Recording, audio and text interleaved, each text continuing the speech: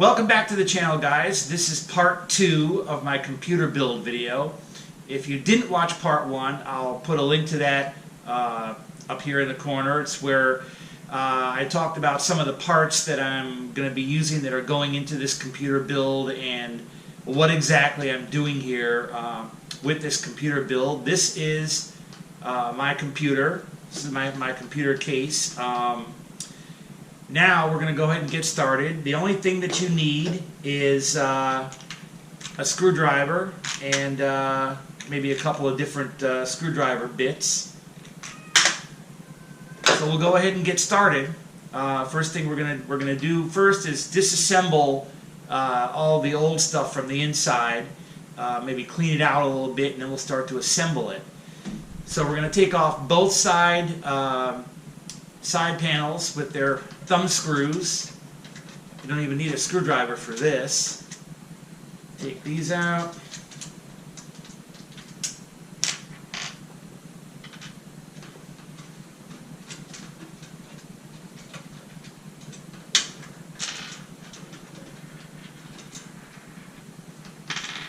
Okay. And then it slides back. And we'll put it down there, slide back and off, put that down there. Okay, I'll turn this around, okay, so you can see the inside.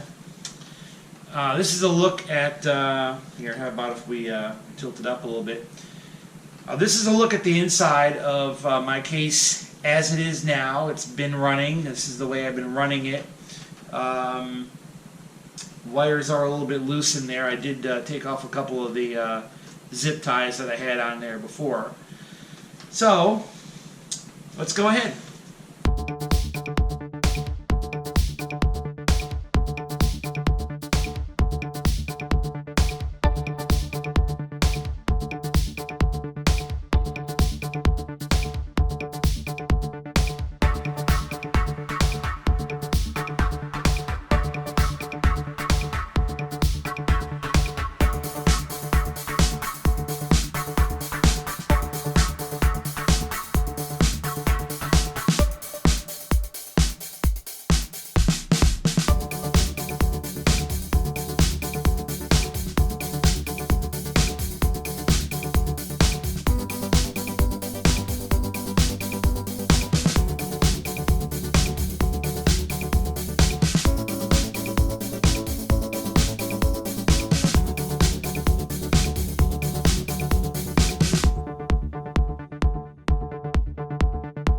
Well, there we have an empty computer case.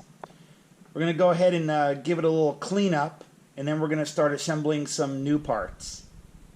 Okay, so the first thing we're going to do is we're going to mount the SeaSonic power supply. And of course, the power supply goes right there in this case.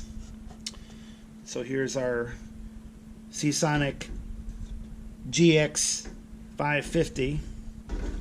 Goes in, and it goes up on that little lip there. And we're going to go ahead and secure the 4 screws on it.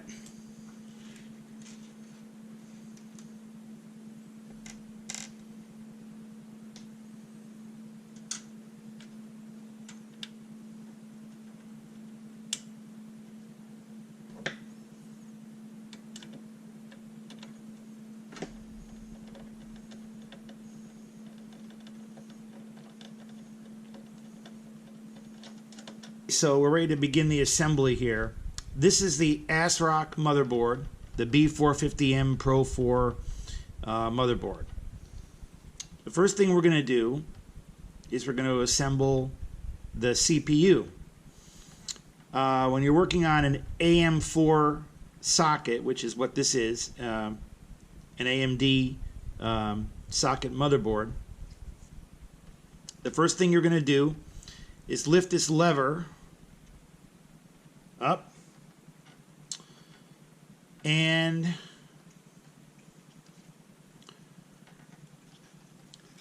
we're going to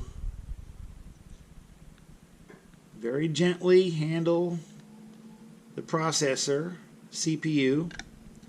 Do not handle it by the pins. This is what a CPU looks like on the back side. They're very delicate pins in there, and they're just going to drop right into the holes. Now, with the AMDs, you'll notice on this corner, on one corner, there will be a little gold triangle with a little notch right below it where there's no pins. That corresponds to, see, how would I describe that?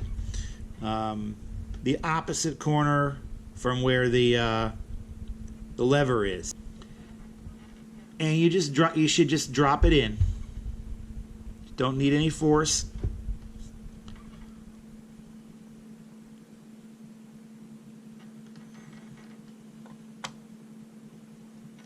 There.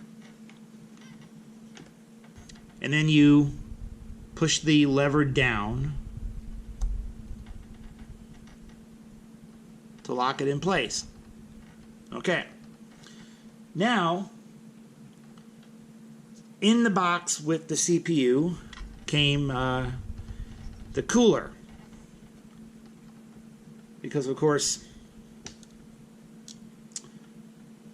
as I described yesterday, every CPU needs to have a heat sink. And the cooler is going to sit right on top of it like this. But we're not ready to put it on just yet. As you can see, I'll bring that in a little bit closer. There are 4 screws on the round cooler. All right.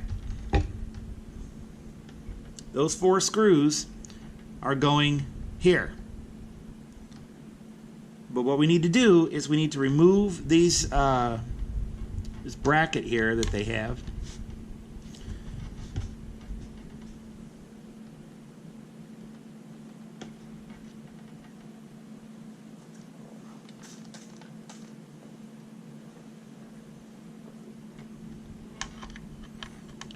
All right.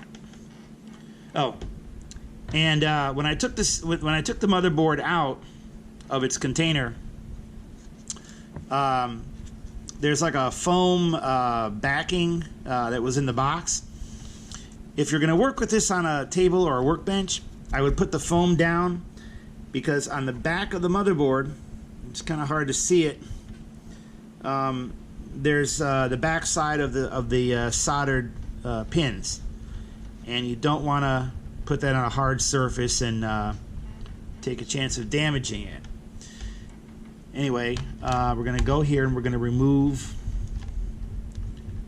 this bracket.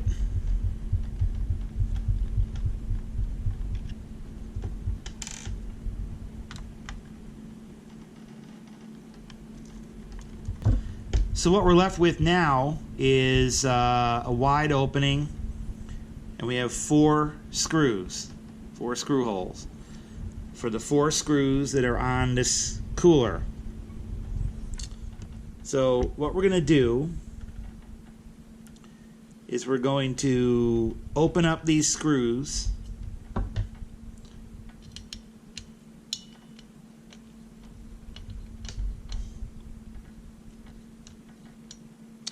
They do have a spring on them.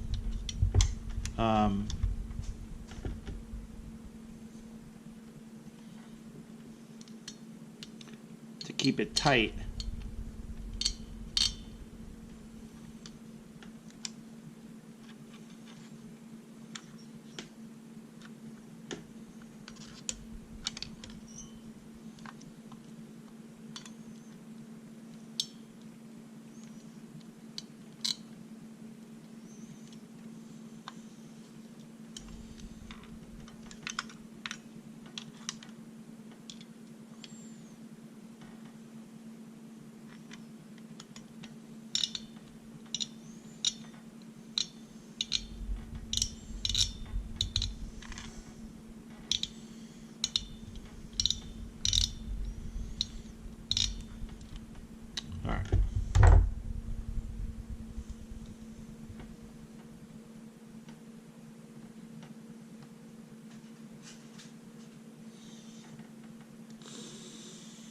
So, as I mentioned yesterday, the back side of the cooler, if you can see that, comes from the factory with an application of thermal paste. And the thermal paste is going between the metal of this cooler and the metal top of the CPU, and it's designed to draw the heat from the CPU into this piece where it can be more easily dissipated. You don't want to touch this application of thermal paste that they give you. If you need to remove the CPU or remove the fan to replace it, you'd have to get yourself some thermal paste, a tube of thermal paste, and put some on the top of the, spread some around the top of the CPU and then put it on. So this particular cooler goes on with the AMD name facing the top of the board, and we simply put it on.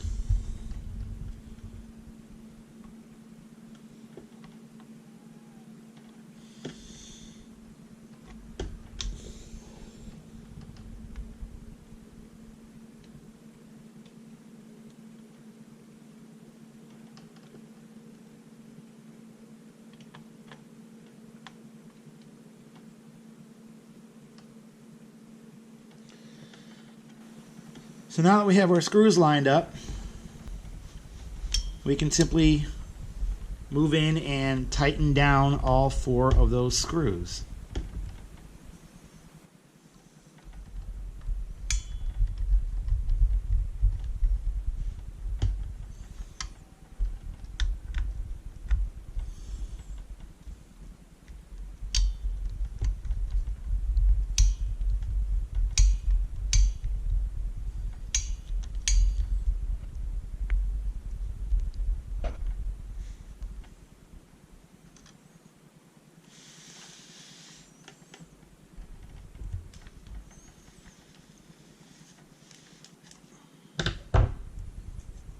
Okay, so now you tighten those down, and of course they're spring-loaded screws, so it does provide some pressure, some pressure onto the CPU, and you'll feel it when it bottoms out, when the screws bottom out when they're tight. You won't be able to tighten them anymore. You know, you don't need to use a massive amount of torque on them. And of course, like I said, the proper way to do it is with the AMD facing the memory slots. Now you've got this CPU fan. There's a 4-pin connector called CPU fan 1. It's right above the CPU. It's printed on the board. It is really, really, really tiny. So what we can do is we can take the cord, route that around to the top, and then we have to turn it around because there's a notch right there. And that notch has to be facing the outer part of the board.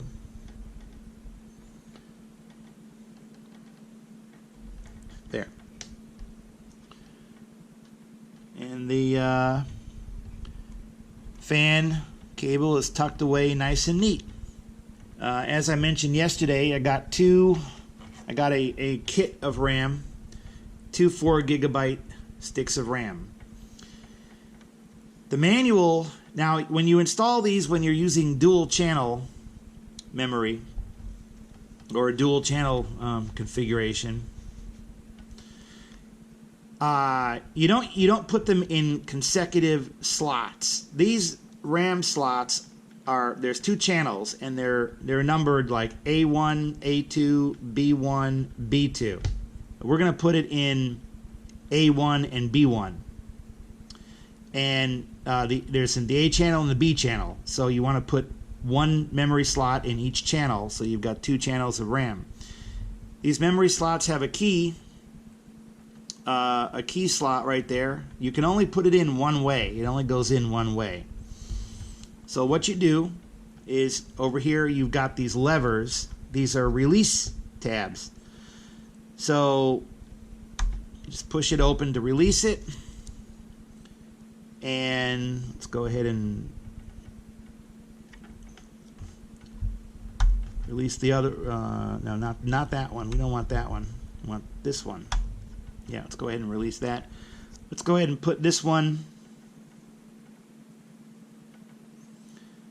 in, and once you release it, you know, if you try to put it in backwards, the notch won't line up, so it won't go in, because there's a matching notch over here on the board. So you simply put it into the slot.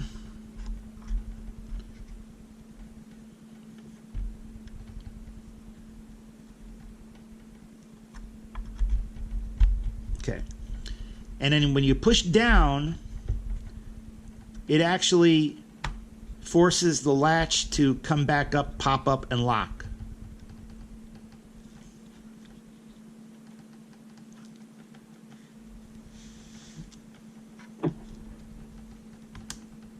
There. It made that little locking sound. So we'll take this one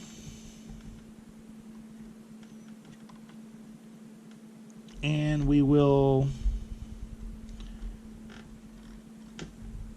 drop it in. Okay, it's in that side, and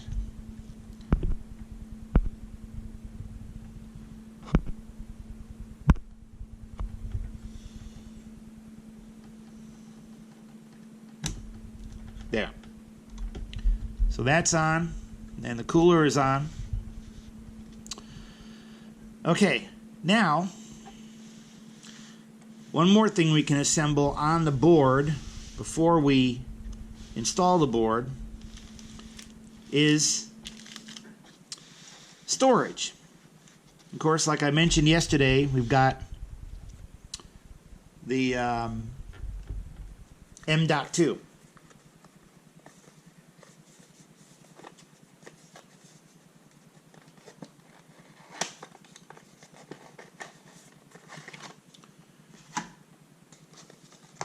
Go ahead and take it out of its case.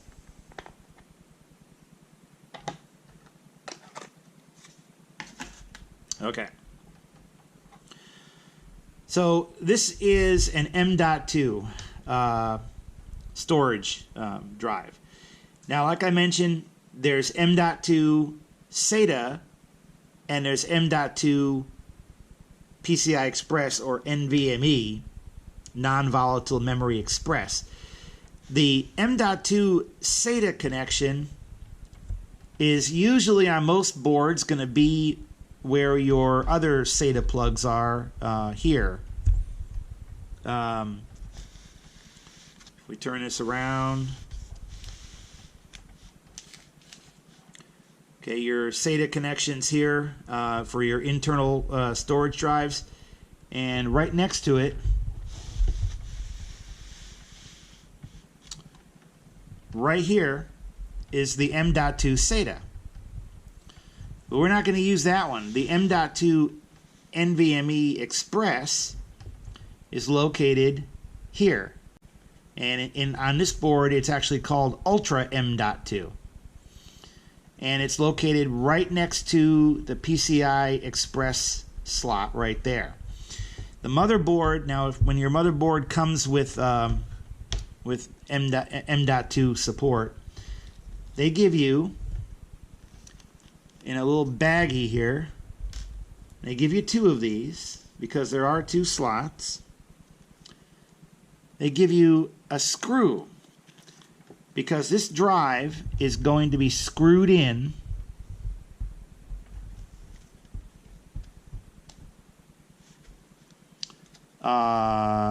right there. So what we're going to do, and these are not interchangeable. This the connection on here for the Ultra M.2 actually has a key in it. See that little notch right there?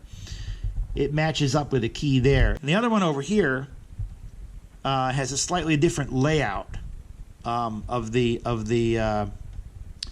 pins. So you can't put a SATA drive, M.2 SATA, into the NVMe. It won't fit. What you do is you put this in at an angle, kind of like a 45-degree angle. You put that in, okay, like so, and then you simply push it down, and now this screw hole is what's going to hold it. So we're going to grab, let's grab one of these screws in the bag.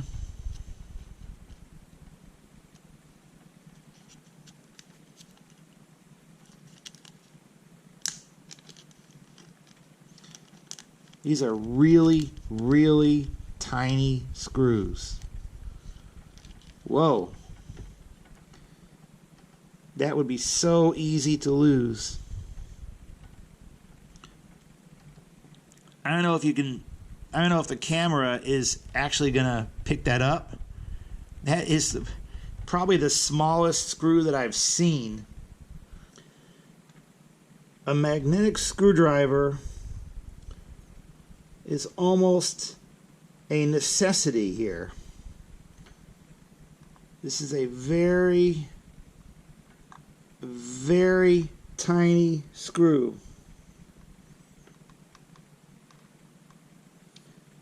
But I have a magnetic screwdriver. I think that's tightened all the way.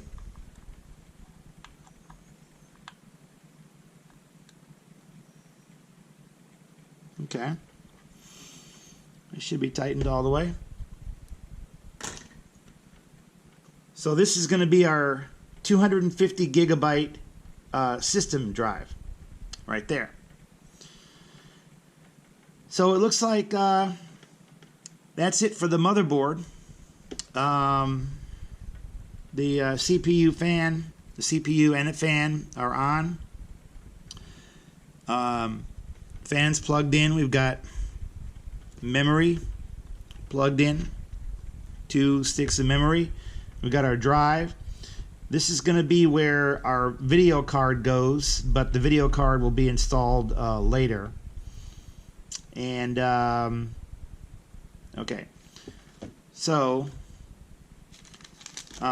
this is the I/O shield. Each motherboard will come with one that has the particular layout of their rear panel connectors. And so this is going to slide right into the case. This is the outside. And so they're labeled what the connectors are. So this is going to show on the outside of the case. And I do believe that we are ready to install this into the case. Okay, so we have our case back on the table here. Now, if you're building a computer and you're starting from scratch with a brand new case, you're going to have pieces that come with it. These bronze colored pieces here. These are called standoffs. 1, 2, 3, 4, 5, 6 in my case. It probably came with a 7th one in case my motherboard had one. These things just basically screw in. They may already be screwed in depending on the case you buy. And they're called standoffs. It allows you to screw the motherboard in, and it stands off the back panel of the case. There's a little bit of height. What is that, like a 1/4 inch or something like that, so that the motherboard is slightly away from this back panel. It stands off, and these are what the screws are going to go into. So the first thing we're going to do is we're going to put our I/O shield in there.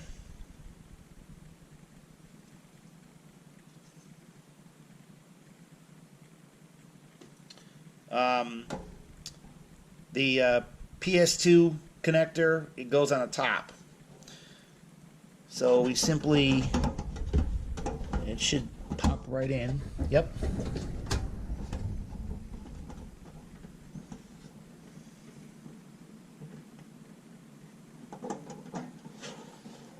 Yep, pops right in. Now we're going to take the motherboard, we're going to put it in, and the connectors, we're going to have to put them into each of these openings.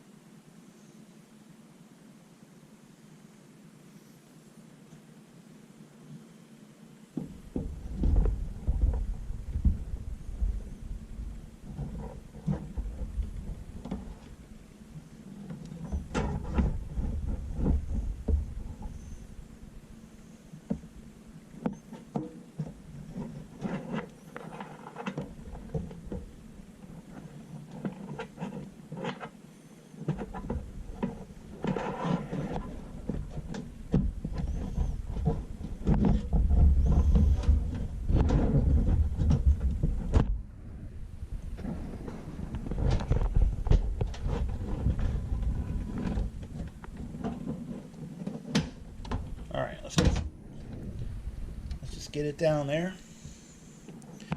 We can position it.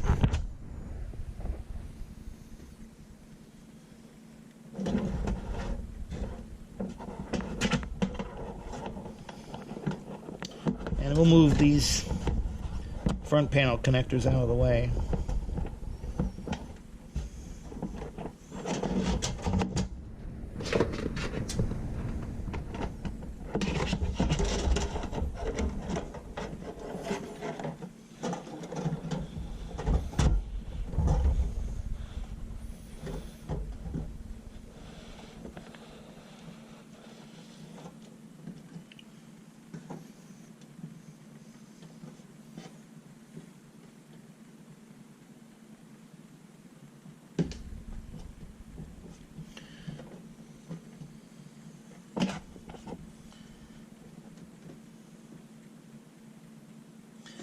And you want to make sure that your screw holes are lined up, your openings are lined up with your standoffs, which they are.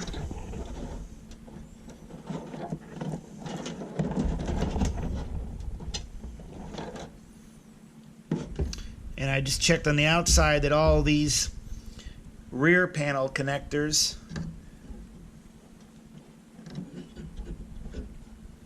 are in place.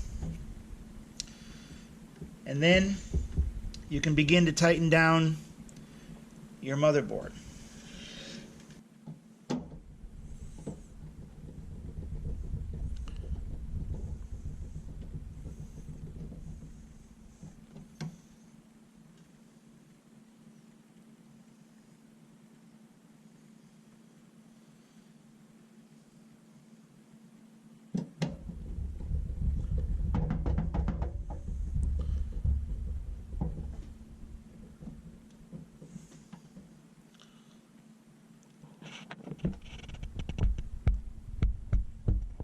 So before we go and put in the hard drive, which is going to go up here, we can actually start connecting some of these front panel connectors at the bottom. These are really, really difficult to connect because they're so tiny. So this one that comes from the front panel is called HD audio. It's not, it doesn't stand for see if you can see that.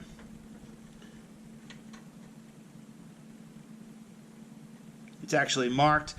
It doesn't stand for HD audio. It stands for audio header, and that's on the front panel of the computer. But if you'll notice on this connector, there's one block, one missing block in this connector. Well, that matches up with the board having one missing pin. So that's how you know which side to put it on.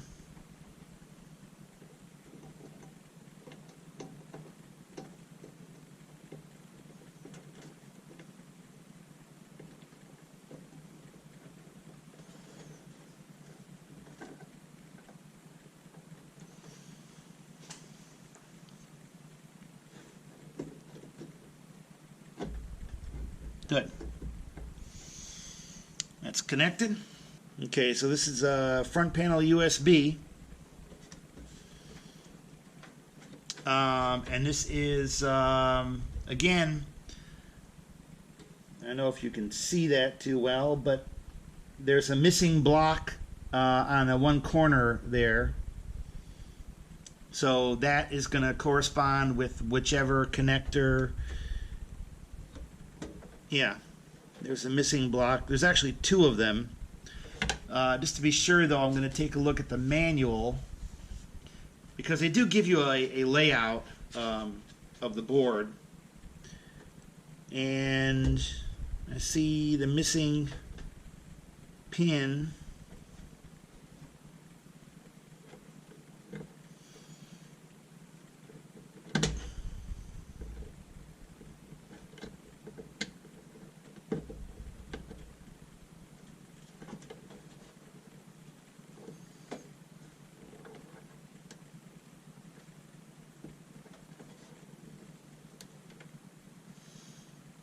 There, that should be correct.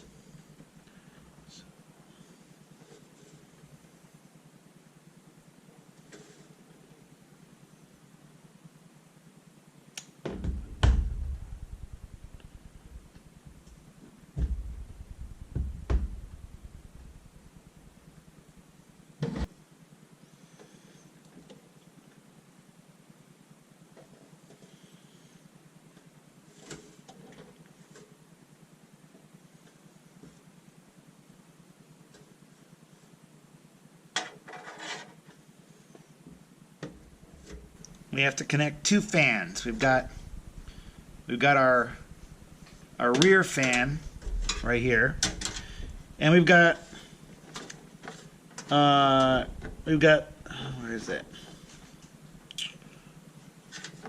This is our front fan, and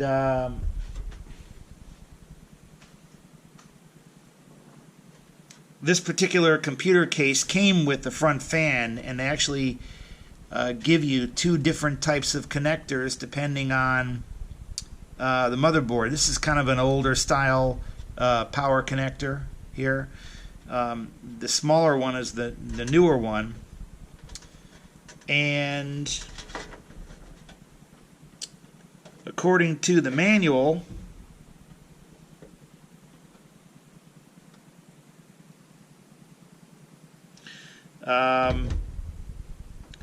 these two right here are fan connectors. So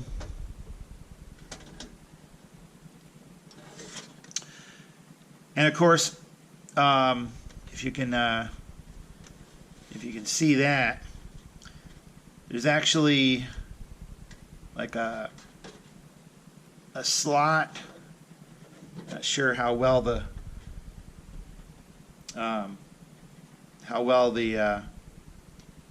camera can pick that up. There's like a slot on one side of the connector, and that's going to match up with a slot on the board where the pin connector is, so you'll know which way to put it in. And on this board, it faces down.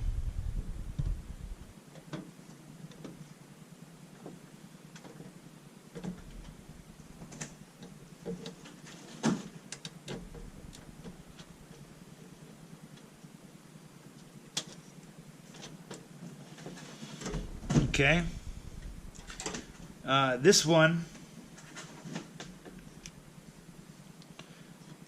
we had this one wrapped around this rear fan. So we can go ahead and do that again.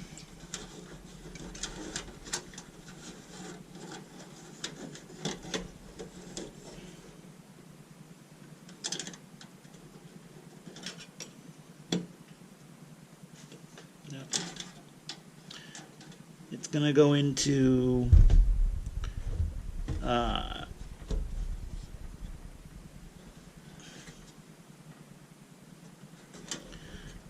go into this connector here.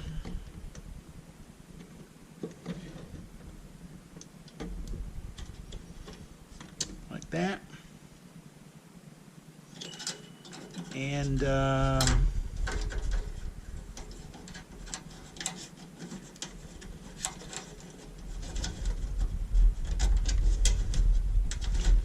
well, I'll probably have to cut that tie wrap and dress up that cable later once we know that everything works. I believe the front panel is completely connected.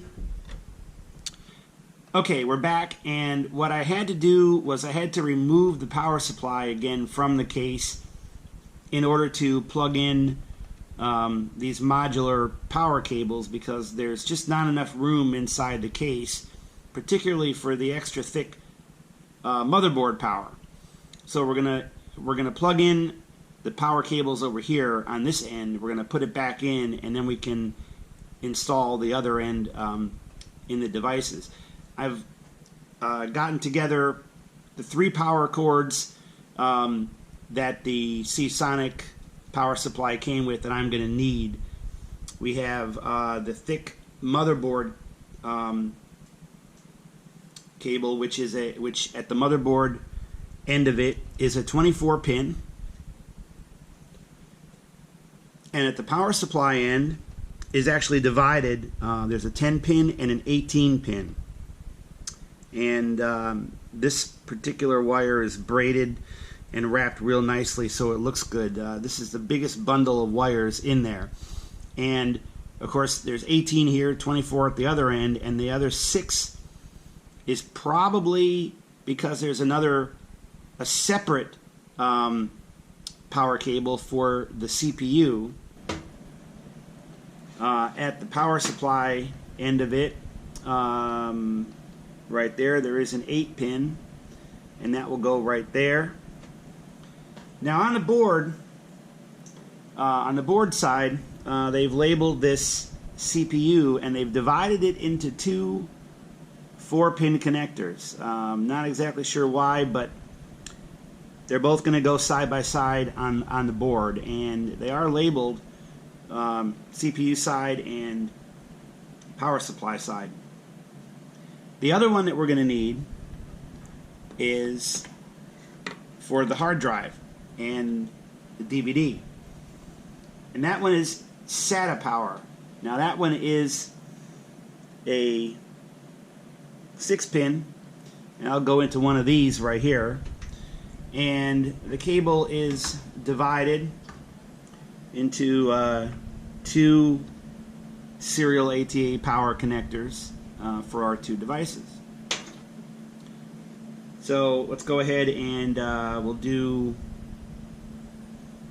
the CPU first. Now these power supply modular cables have a tab on the top, and they simply snap in place.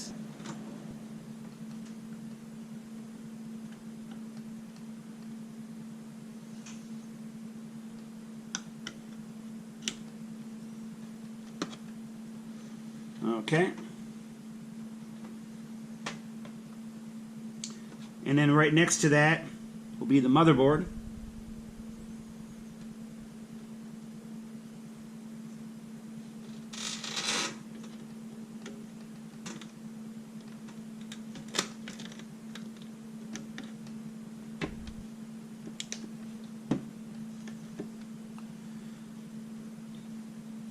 Okay. We've got a row across the top.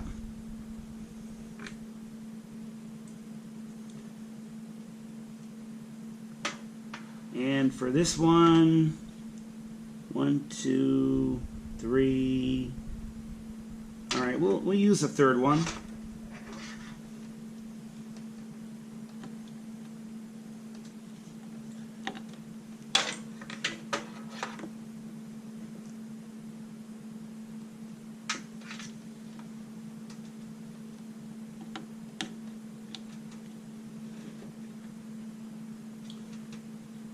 Okay. One thing we're going to do before we go and set everything up is we're going to test to make sure it has power. They give you in the box this testing block, and this basically simulates it being plugged into the motherboard. So what you do is it's only a plastic block here. You plug it into the motherboard connector, and then you plug the power supply into the wall and turn it on. And it should fire up. So let's go ahead and plug that in like that. We're plugged into the wall.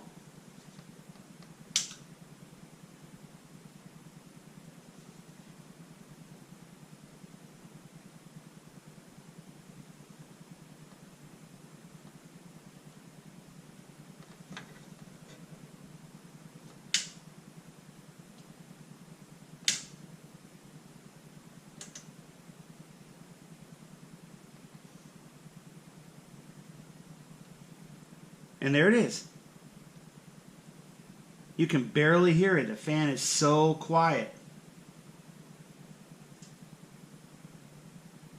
But I can see it, and I can slightly hear it, so it's definitely on.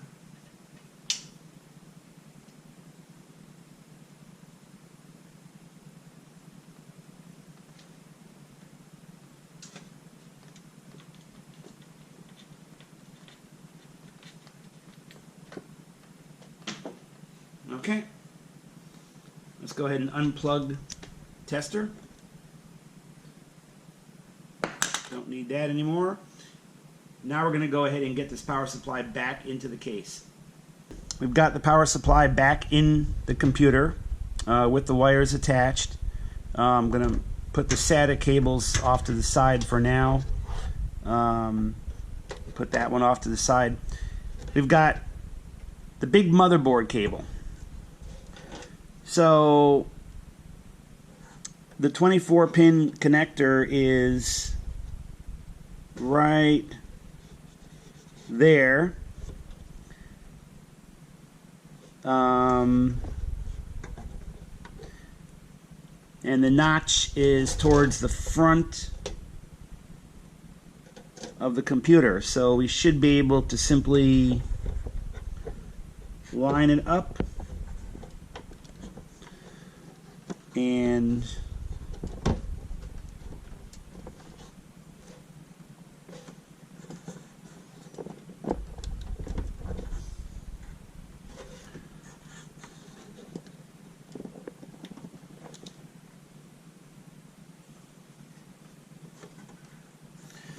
nope.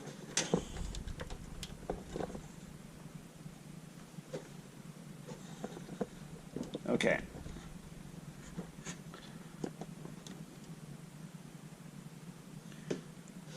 I didn't really hear a click on it, but I do see that the plastic block of the connector is even flush all the way across with the plastic block of the receptacle.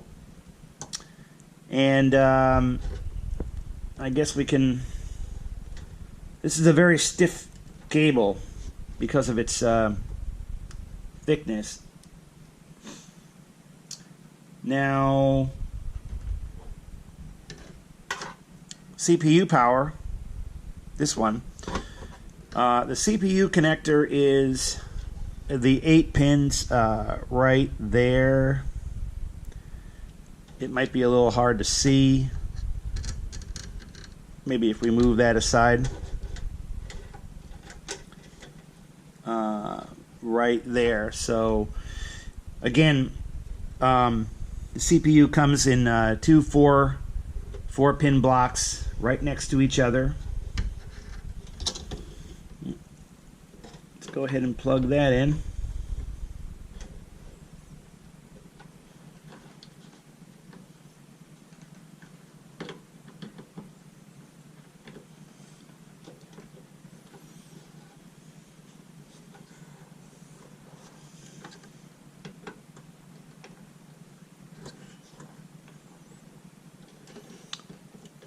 Okay. There.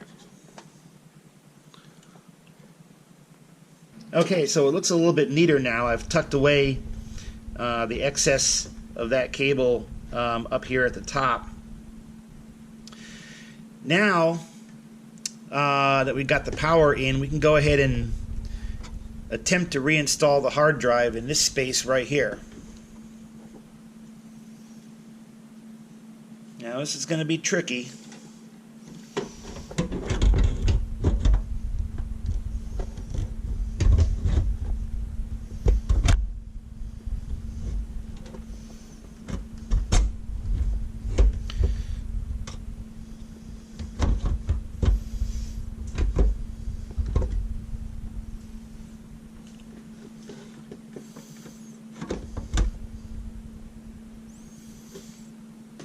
Oh, that wasn't as hard as I thought it was going to be. Let's go ahead and get a couple of screws in.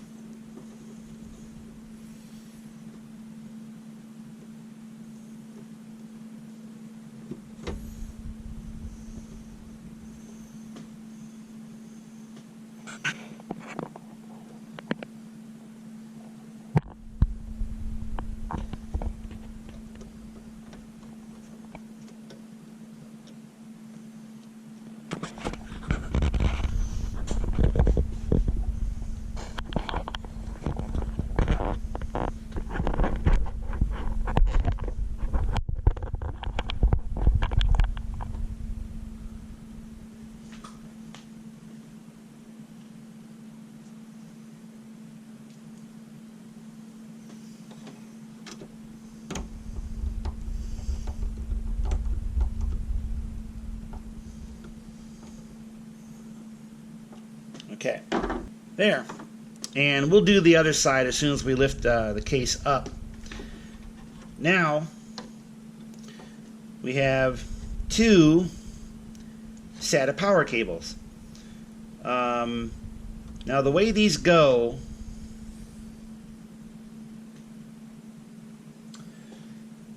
is there's a little notch right there. That goes toward the inside, or toward my side. So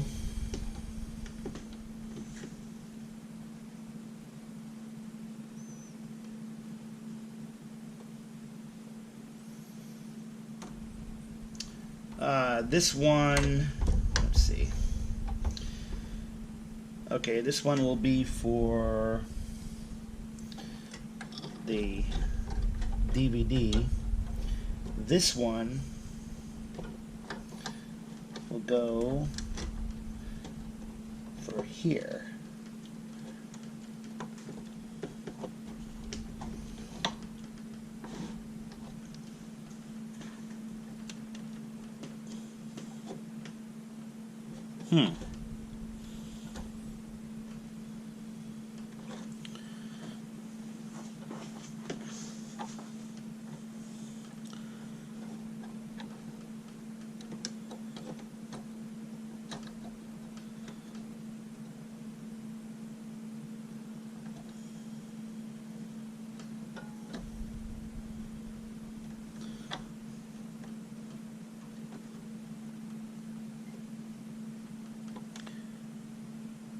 Okay, so I need just a little bit more space. So we need to remove these two screws.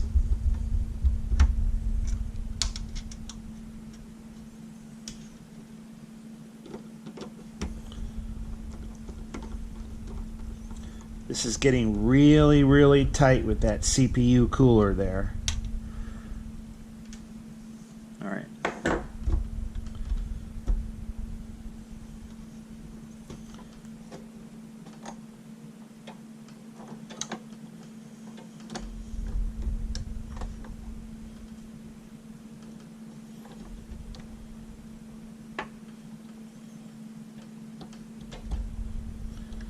Okay, it's in.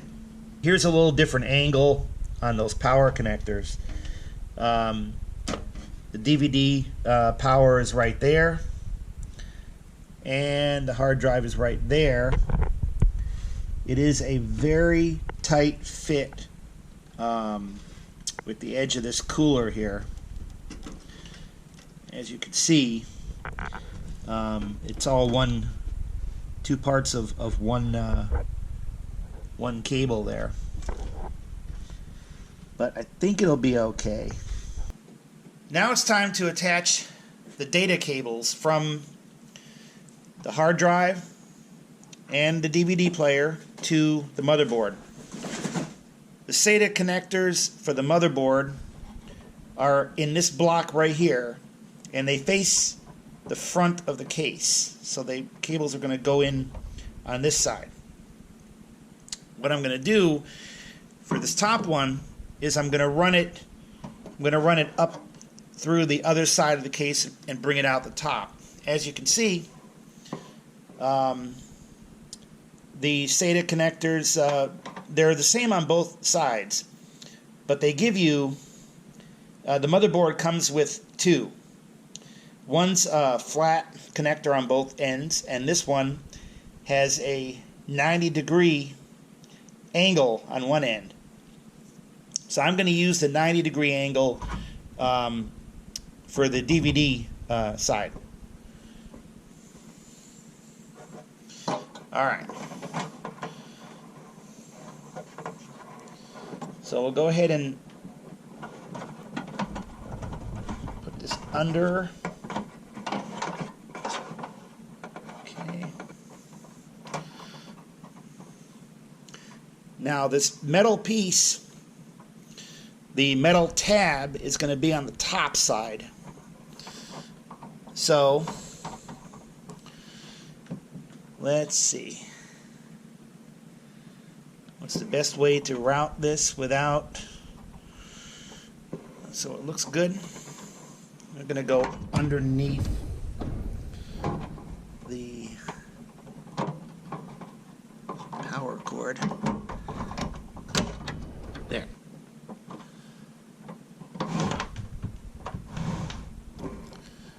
All right. Now here is the other end, and this one will go there. Snap. That's one. Now this one,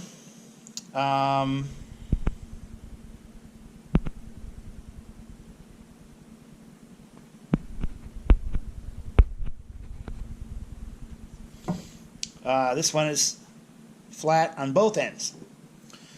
This is going to be for our hard drive. Alright. Let's snap that over there.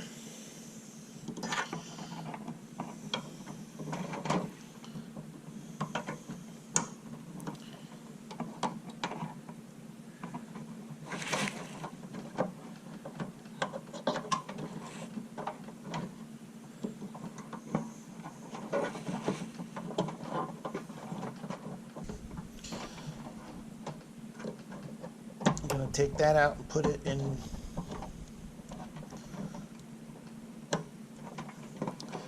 three.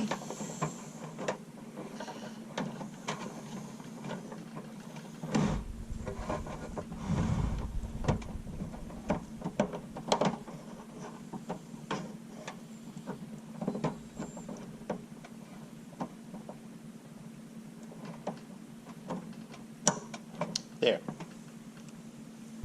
Okay. So I've got this top connector is SATA 1, 2 is underneath it, and this is 3, and the one underneath it is 4. It's a total of 4. So I'm using SATA 1 for my hard drive and 3 for my DVD. Now, this is a USB cable from the front panel, and the USB connector is right here. Might be a little bit hard to see that because of the RAM. Okay, we have a notch right there, and the notch faces front, so we're going to plug this in with the notch facing front.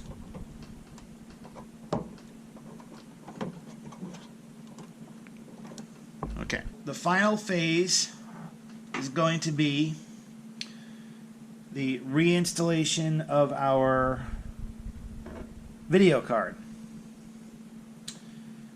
Now the video card is PCIe Express, which is this slot right here. We've already got our cutouts in the back panel. So this has a lever on it, very similar to the RAM slot. You just push that lever down.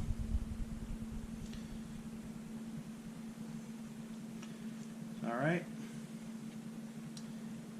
And I'm not sure how well the camera can pick it up, but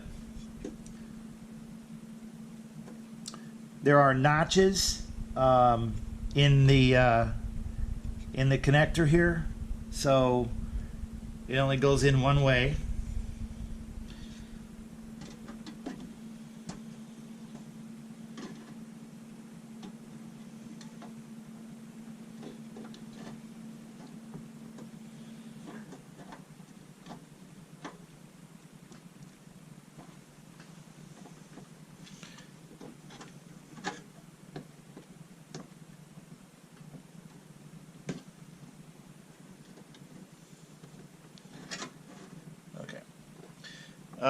You also need to slide the back part into this groove right here.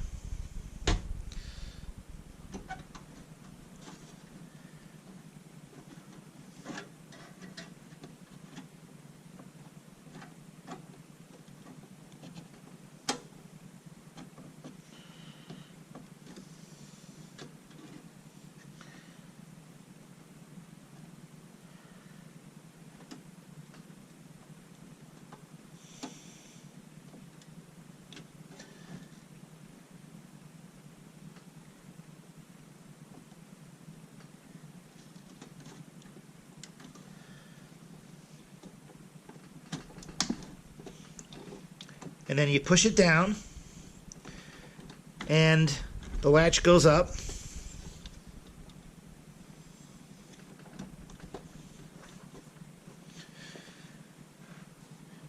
And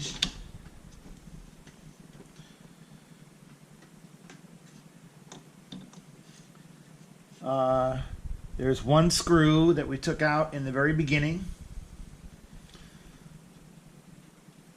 It goes right there.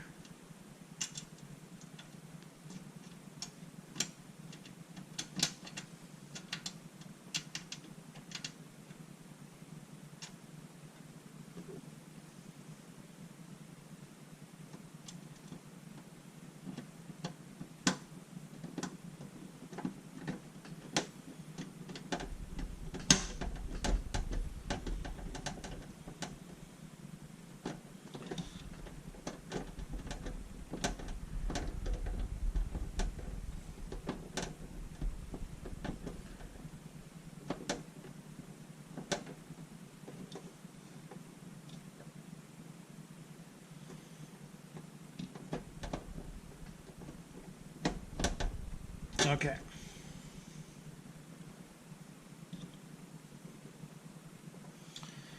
Okay, there is one thing that I do want to point out that I just discovered, and this is an issue if you're going to be reusing a case like I am. There's an empty slot right here, an empty punch-out panel from the back of the case.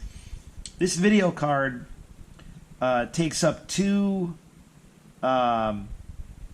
slots on the back of the case, one for the video connectors and one for the exhaust from the fan. There's an internal fan there.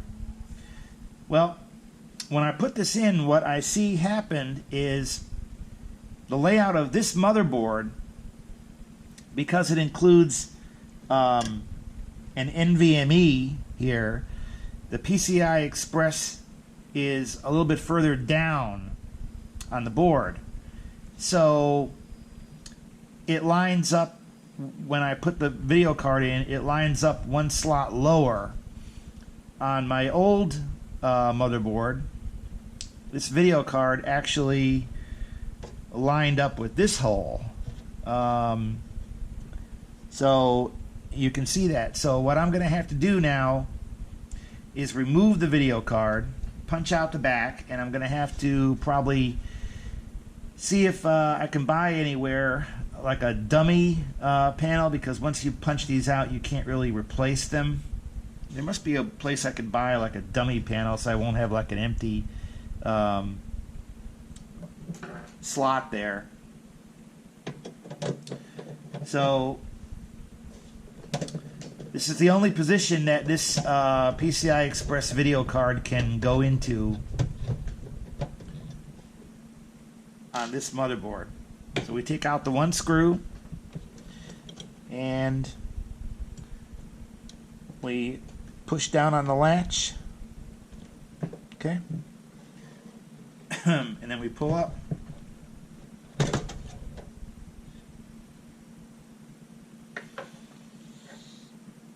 Okay, now you can probably get a better look at the position of the slot.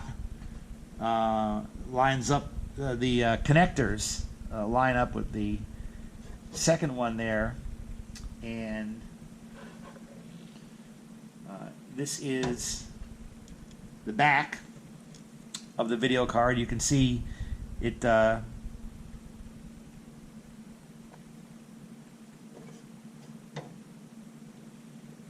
you can see it takes up two slots, and this is just you know, a grill covering the fan inside there. So these are really simple to punch out.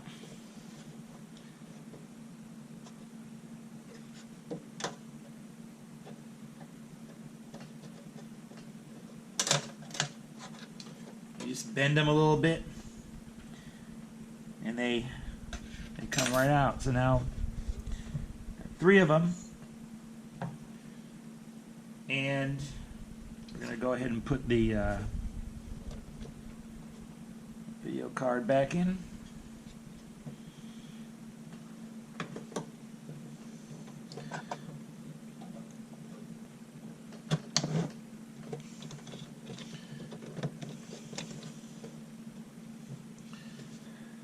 And then we put the screw back on.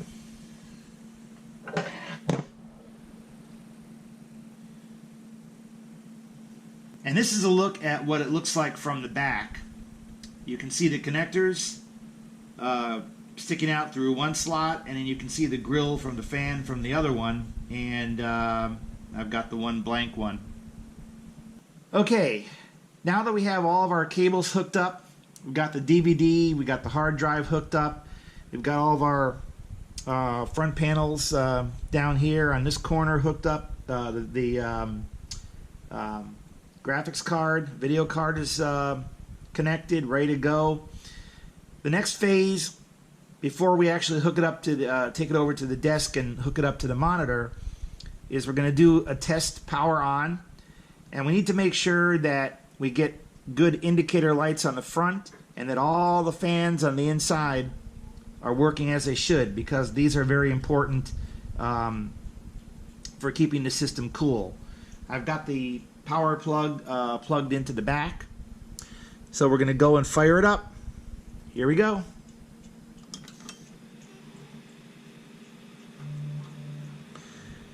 All right, I see we have a light on the DVD. That means it's recognized. We also have the front fan is good. CPU fan is working good. Rear fan is on. This particular power supply saves energy by not using the fan unless it is under a high load, which right now it's not. And we also do have an indicator on the card reader. So the card reader is recognized, DVD is recognized, and everything is running quiet. This is a really quiet system in here. It really is. So now the next phase is we're going to take it over to my desk where I can plug it into the monitor, and we're going to go in and we're going to set and check some basic things on the BIOS. The BIOS is basically the operating system of the motherboard before we go ahead and put Windows on it. And we'll check some things over there. And what I'm going to do is actually I'm going to unplug we'll unplug the data connector from the hard drive. And the reason I'm going to do this is so that when we go to install Windows, there is only one storage device. There should only be one storage device then recognized on the system, which would be the NVMe down here. And we want to make sure that Windows is going to install on that storage device only, because if anything happens and it goes to the other hard drive, it'll actually erase everything on there, and we do not want this being erased. So what I'm going to do is I'm going to unplug that for now until Windows is fully installed and everything is up and good, and then we'll bring it back over here on the table. We'll plug the drive back in and we'll dress up the cables and do the final closeout before we're done. So I'm going to go ahead and power it off.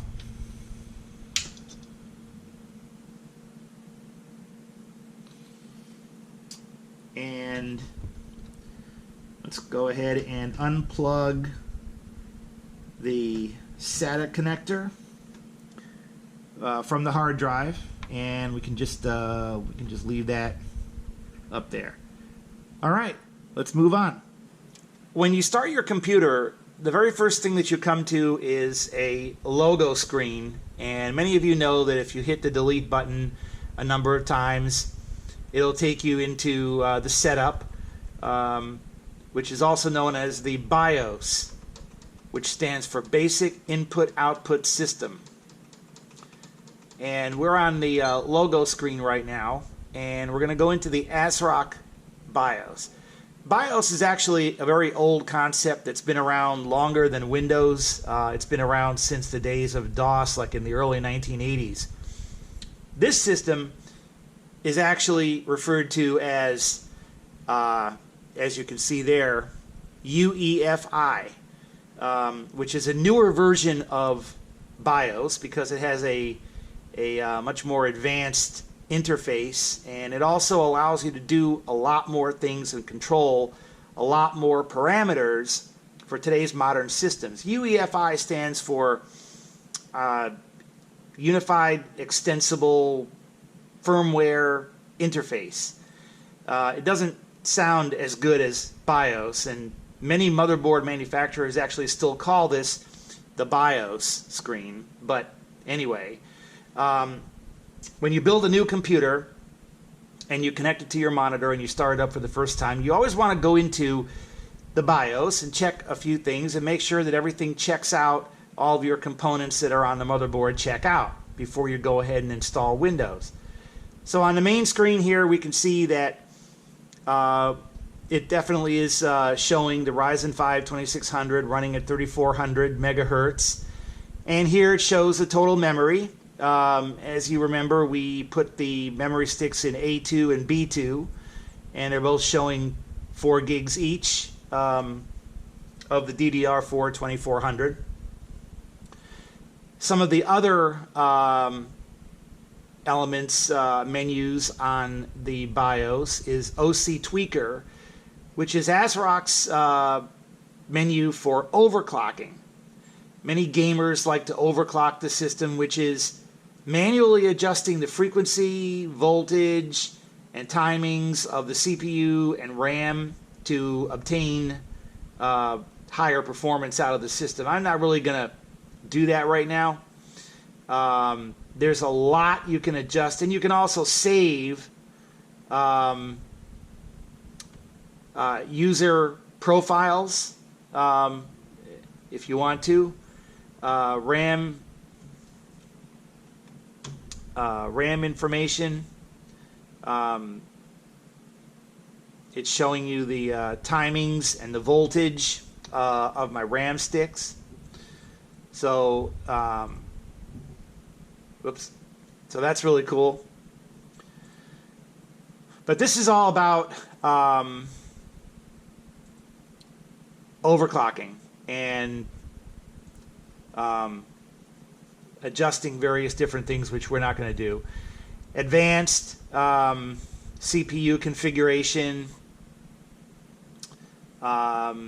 You've got onboard devices configuration, many different things you can adjust here if you know what you're doing. Storage configuration. Here we can see the one storage device I have hooked up is the Samsung 970 NVMe, and the SATA is DRW. That's my DVD writer, is a SATA connection. Those are my two storage that I have hooked up right now. We'll go back and under tools, they do give you some usable tools, a RAID installer if you're going to use multiple hard drives, easy driver installer. Okay, I hooked up the internet connection. So this is for installing drivers. The LAN driver can be installed by a USB storage device. It will install. Okay, no support. No supported disk found. Okay, well, my hard drive is not formatted yet. SSD erase tool. If I had an SSD, a solid state drive, this can be used to erase and clean a drive if you were going to sell your computer. An NVMe sanitation tool, gotta love the name sanitation, is basically the same thing. It'll erase and format the NVMe. We don't need to worry about that. Instant flash. Again, this is a way that you can update the version, update the BIOS version by going to the website, downloading a new version to a USB device, plugging that in, rebooting to the BIOS, and then go to this menu, select that, and it will update the BIOS for you from that file. Hardware monitor. We go in here, we can see the CPU temperatures. We can see there's only one CPU fan that's running at 1548 RPM. We're using chassis fan 1 and 3. Those are my front and rear fans. The voltage of the CPU core. And this motherboard actually offers the opportunity to choose different profiles for the fans, from silent to full speed. And you can actually customize the fan setting. I'm going to go with standard. You can customize the mode, the control mode for each of your fans. You have over temperature protection, case over, fantastic tuning. This is a really cool feature. It allows you to actually set profiles for the different fans at different temperatures. So you could set a profile to change and set it to change to another profile when you reach a certain temperature to enable a higher degree of cooling. So that's really a really cool feature that they offer, that ASRock offers. These motherboards from ASRock are very overclocking and customization friendly. Under security, you can set a user password, supervisor password, and secure boot. Now this is the other thing I wanted to check right here that you need to check. Boot options. This is going to tell it which device will it boot from every time you press the start button.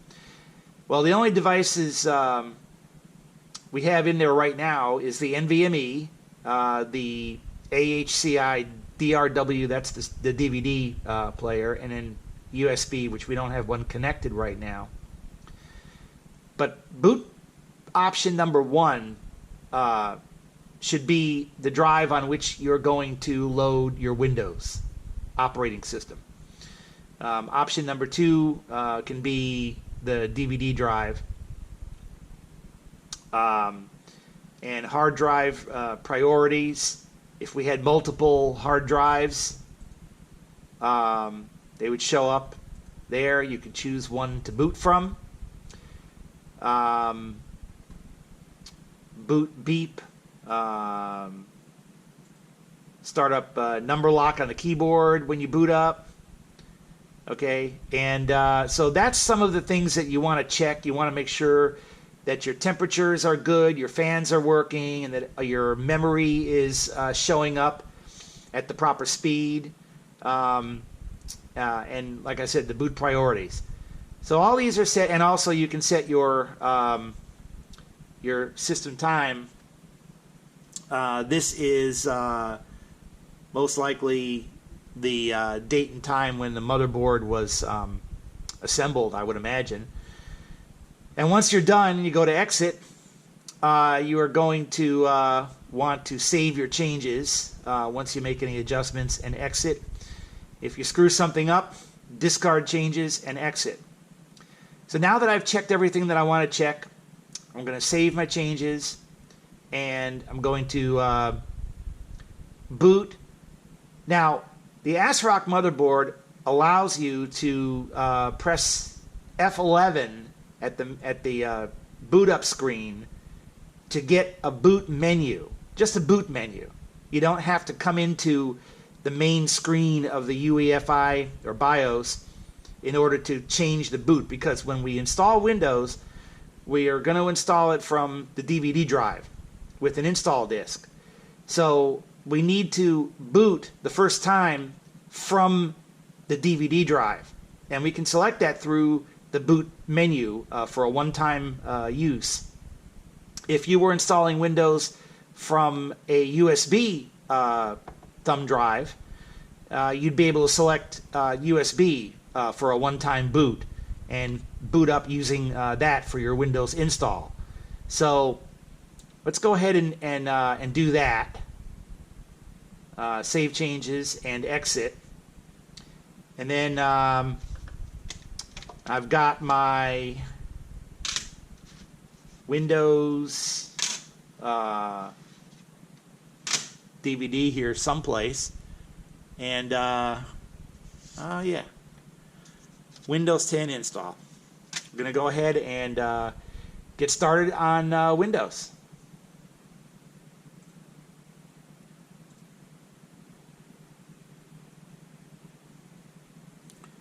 Okay, so now we're at the main screen, and we're going to press F11, to get to the boot menu. And here's the boot menu. So as you can see, it gives you the option to enter the BIOS, but you can just quickly do a one-time boot using this quick menu. So we are going to boot from the DVD.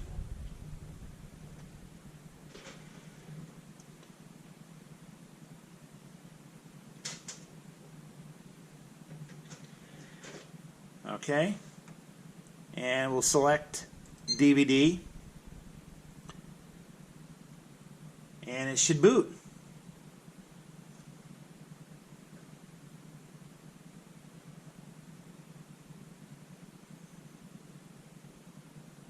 And there it goes. So now we're going to install Windows, and I'm not going to keep the recording going the entire time because it's going to take a little bit of time. But there is one thing on here that I do want to point out at the beginning of the Windows installation.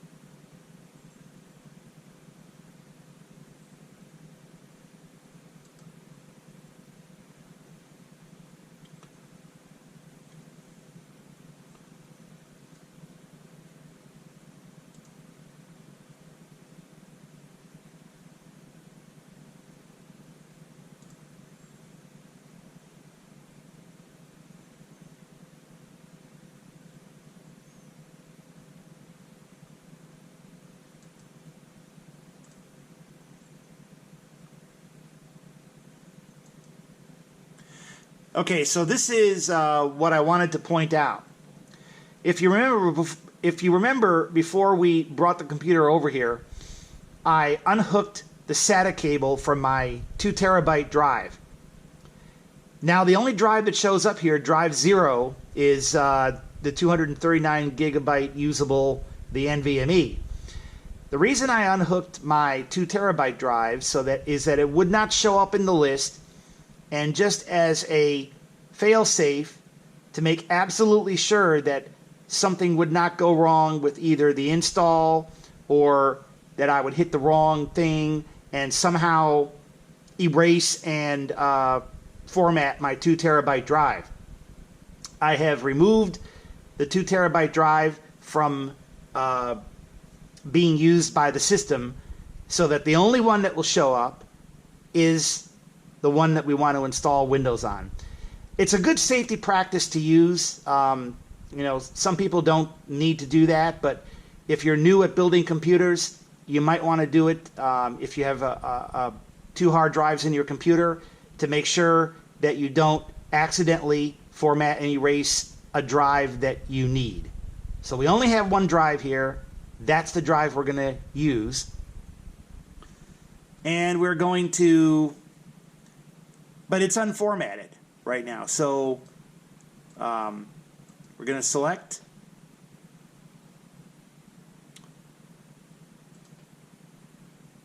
We are going to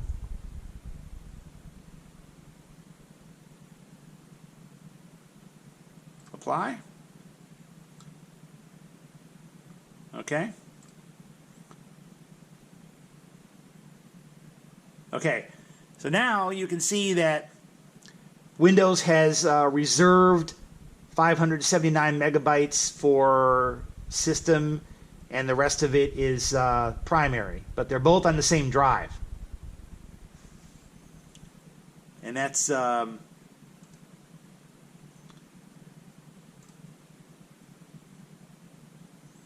okay.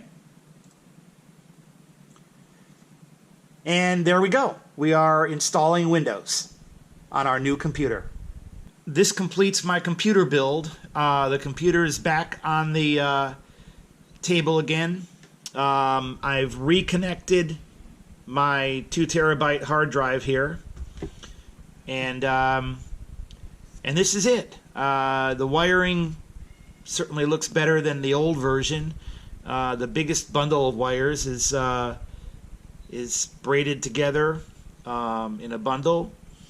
There's a couple of flat cables here, CPU power, and there's one that goes to both the DVD and the hard drive for power, and those are the extras tucked away up top, tucked away out of the way.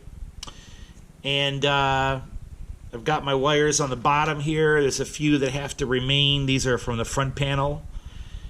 And yeah, this is a complete build. I'm done. Windows is installed, and it's ready to roll. Okay, so this was the end of my computer build video. I hope you found it informative, educational. I hope you learned a little bit about what goes into choosing the parts and building a computer for yourself. It's really not that hard. It's actually kind of fun. And everything worked out fine. I didn't have any major problems. The only thing that I had to do a second time was reseat the RAM stick. Apparently the first time I didn't use enough force when I pressed it down into the board.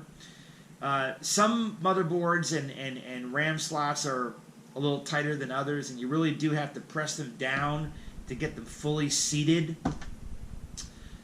which I had to use more force on that.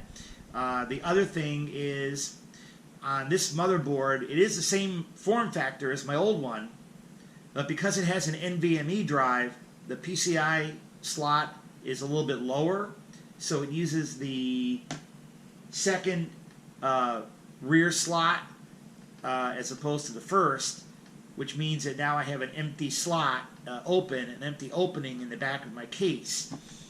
They do sell on Amazon a slot cover that you can screw in. They come in a pack of 10, I guess. I may pick up one of those and replace it so that it doesn't sit with just an opening in the back of it, so that it kind of cleans up the appearance. But other than that, the cable management inside is much better than my old one, thanks to the SeaSonic modular power supply and that nice thick motherboard cable that it came with. It's all wrapped up nice and neat that you saw in there. And it looks better on the inside. And Windows is fully installed. It works. So I have to play around with it, put some programs on it. I may do another video comparing the speed of an NVMe drive compared to an SSD, solid state, and a traditional hard drive. So I benchmarked my old one, and I may do that with this one soon, and maybe put up another video on that. So that's going to call it a day for this, and stay tuned for the next video. Of course, if you like what you see, subscribe, and I'll see you on the next video.